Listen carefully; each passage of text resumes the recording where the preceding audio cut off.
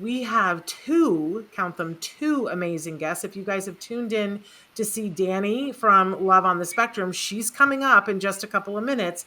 But first, we have another amazing guest. Would you like to introduce her, Nancy? Sure, and I don't want to slaughter her name, so she'll have to correct me when she comes on.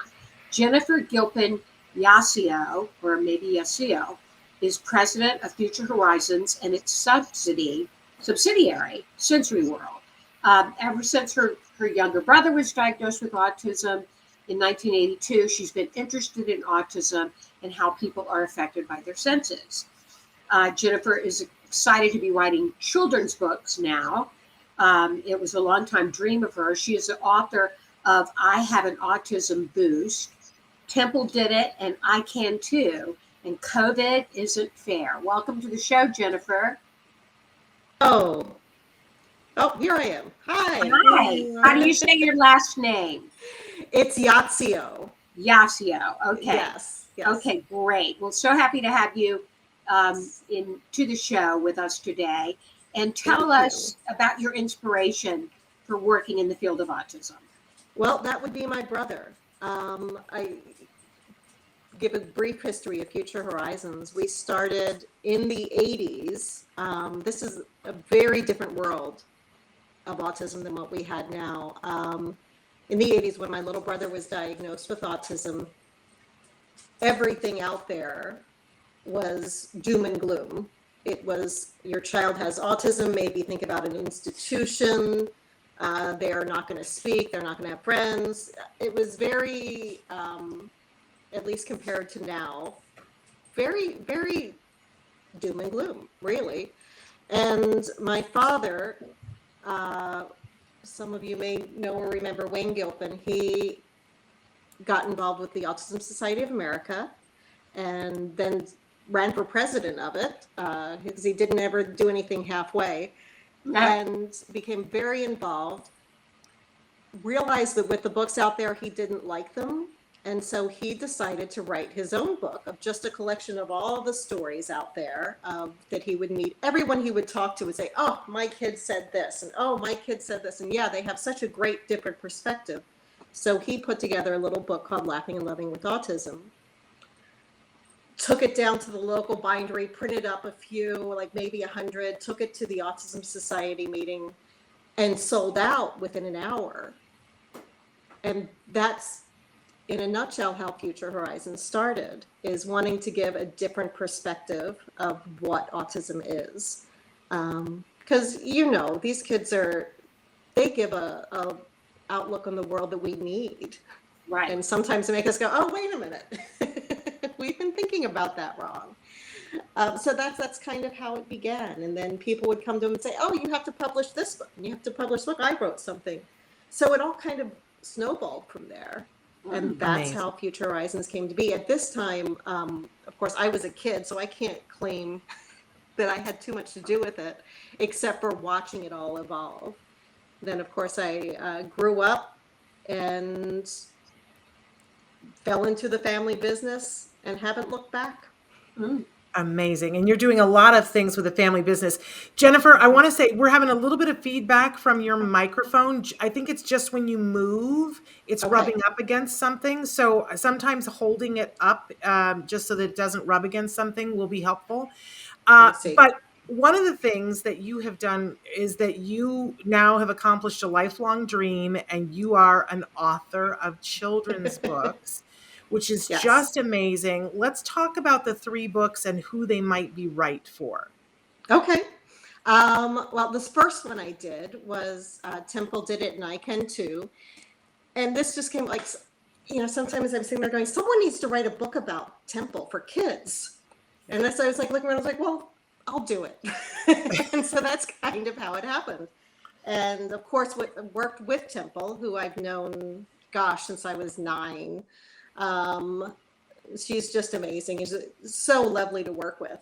So, and of course she doesn't hold anything back. If you put something in the book that's not right, she'll be like, no. So I would call her a co-author, but she didn't want to be called a co-author because a lot of it, she's like, no, you can't have that. You have to have this. So really, here we go. I think of it as Temple's book, but I kind of had something to do with it.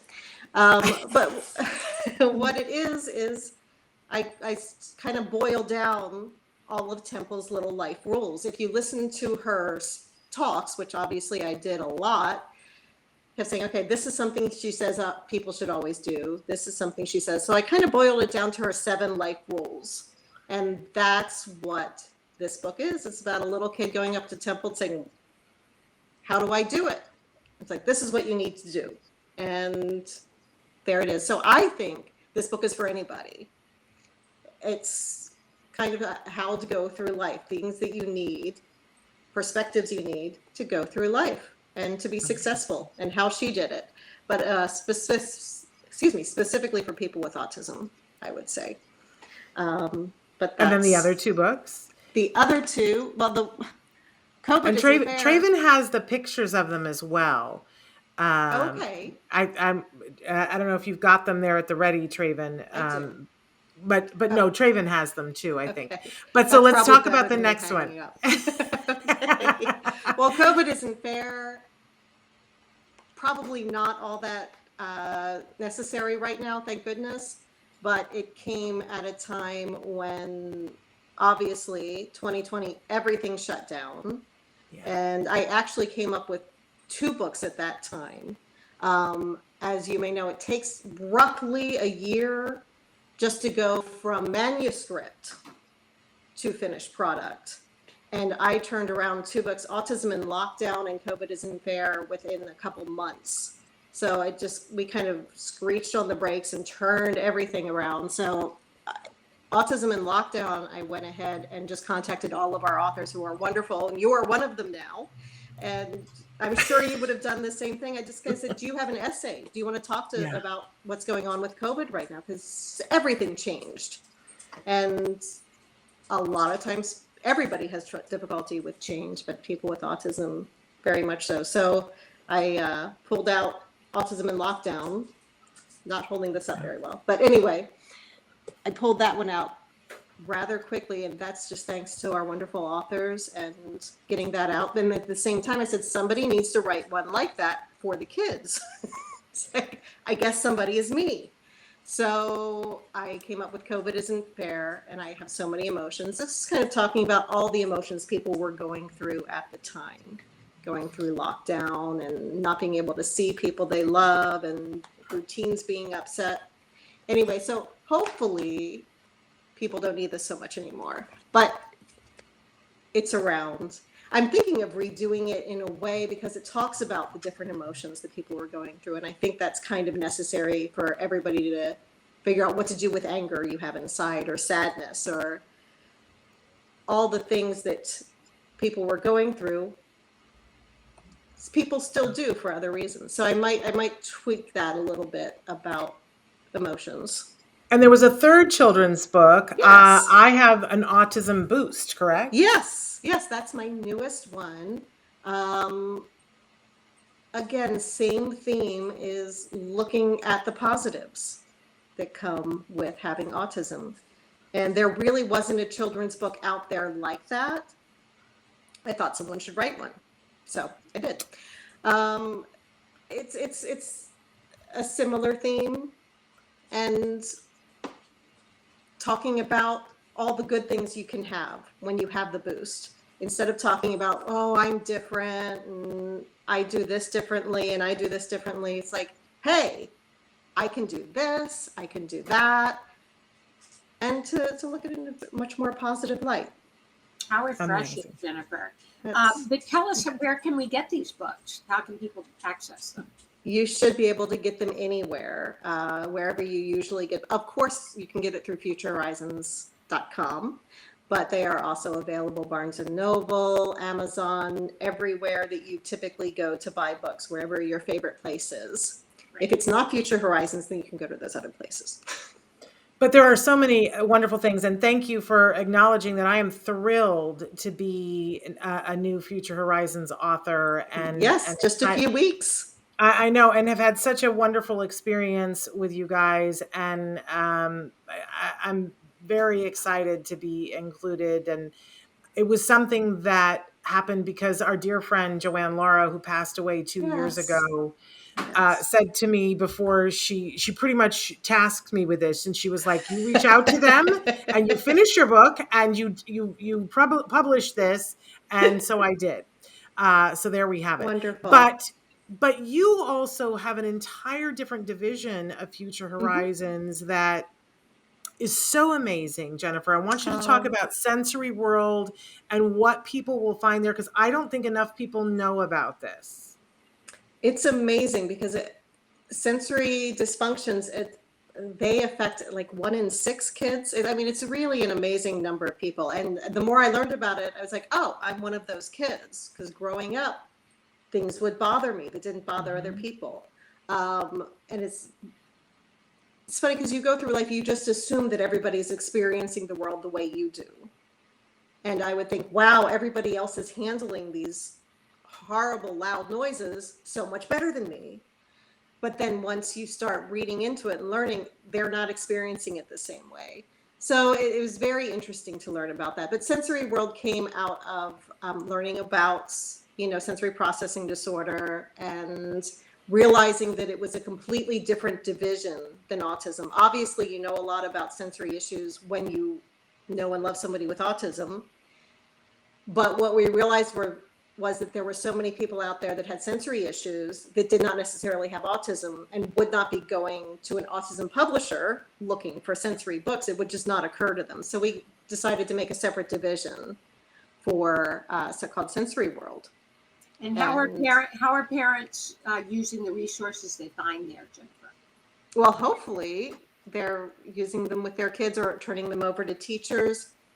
A lot of it is to just learn about how your child might be experiencing the world differently and to empathize more and be able to change the way you do things. There's always the old story, at least it's told to me, about a little boy who kept just throwing a fit every time he had to go put on his shoes at the end of the day. And it wasn't until later that it was in a nursery school that they realized that where they went to put his shoes on was right by the diaper pail. And even though it was covered and it wasn't as strong, so it was enough for the child to just throw a fit. So to become more aware of things like that. And then there are little tricks or more things to learn about every kind of sense. So that's Absolutely. What we focus on. So how do people find Sensory World? How do they get there? Sensoryworld.com. Amazing. Absolutely amazing. Nice and easy. There we go. Jennifer, is Future Horizons going to start doing conferences with Temple Grandin again? We hope so. That is our plan. It seems like with COVID, everything's been a moving target. And to say okay, 6 months from now, we're going to be safe to do a conference, right? We can throw a bunch of people in a room in 6 months, right? It would always look like it. We kind of start ramping up to it and then be like, yeah, I don't know. I'd always rather be more cautious than, especially with getting a large group of people together. But it's looking good. We're looking at the fall, knock on wood, and hoping that everything will work out for early October, maybe. Great. Well, thank you for all of the work from your family. Your father was a legend and will always be in so many people's hearts. And it's so amazing to see you carry on his work.